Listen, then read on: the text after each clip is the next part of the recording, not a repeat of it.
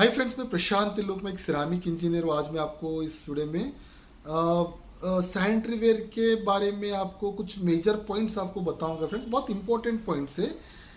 देखिए क्या होता है कि कमोड जो होता है आपके बाथरूम में जब भी आप लगाओगे तो एंड में आता है, लास्ट में। पहले तो आपका प्लम्बिंग होगा, उसके बाद आपका टाइलिंग हो जाएगा, उसके बाद आपको फाइनली जो है टाइलिंग से पहले आप वाटर प्रूफिंग कर फिर टाइलिंग करके उसके बाद फाइनली आप जो भी आपका कमोड रहेगा, भले वन पीस आप लगाइए, फ्लोर माउंटेड हो या तो अगर आपका वॉल माउंटेड हो, जो भी है आपका पूरा काम होने के बाद फाइनल में आपको लगने वाला रहता है। देखिए इसमें आपको मोस्ट इंपॉर्टेंट पॉइंट बताऊंगा। आज एक क्लाइंट अपने शोरूम पर आए थे फ्रेंड्स। उन्होंने कहा कि काफ़ी एक मॉडल मैंने एक गूगल पर देखा था, तो मुझे उसी टाइप का मॉडल मुझे चाहिए। मैं काफ़ी जगह पर घूम कर आया हूँ तो मुझे मिल नहीं रहा है करके, तो मैं एक मॉडल को उनको सर्च कर दिखाया तो उनको काफ़ी पसंद आया। उन्होंने बोले कि हाँ मुझे ये वाला चलेगा करके।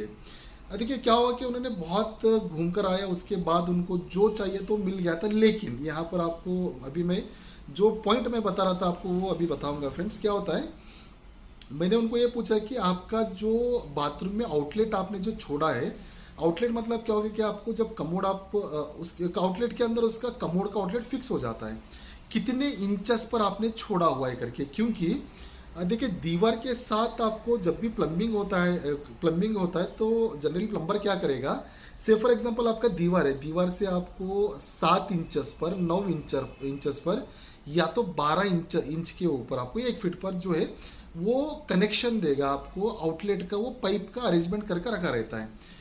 तो अनफॉर्चुनेटली उनका जो घर में उन्होंने जो प्लम्बर ने आउटलेट छोड़ा था वो 9 इंचेस पर था, और उनका जो सिलेक्शन उन्होंने किया हुआ था उसका जो आउटलेट का डिस्टेंस था, जैसे आपको मैं वीडियो में भी दिखा रहा हूँ, उन्होंने जो सिलेक्शन किया था उसका जो आउटलेट का जो प्रोविजन दिया था कमोड में, वो आपका 12 इंचेस पर मतलब 1 फीट तक था। तो क्या होता है कि आपको उसी स्पेसिफिकेशन में आपको मॉडल को चूज करना पड़ेगा जहां पर आपका आउटलेट का डिस्टेंस में आपने आपके घर में आपने आउटलेट का डिस्टेंस में आपने आउटलेट के प्लम्बिंग पाइप को आपने फिक्स किया हुआ है।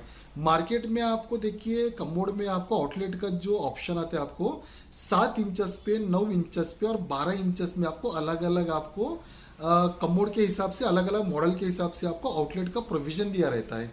तो भले आप अगेन अगर आप वॉल के अंदर भी अगर आप लगाने के लिए जाओगे तो आपको, जैसे अभी मैं यहाँ पर दिखा रहा हूँ, वॉल में भी आपको इनलेट आउटलेट के बीच में आपको डिस्टेंस आपको आप 7 इंचेस पर, 9 इंच पर आपको रखना पड़ता है। क्योंकि मार्केट में आपको अलग अलग इंचेस में, अलग अलग मॉडल्स में आपको मिलेगा।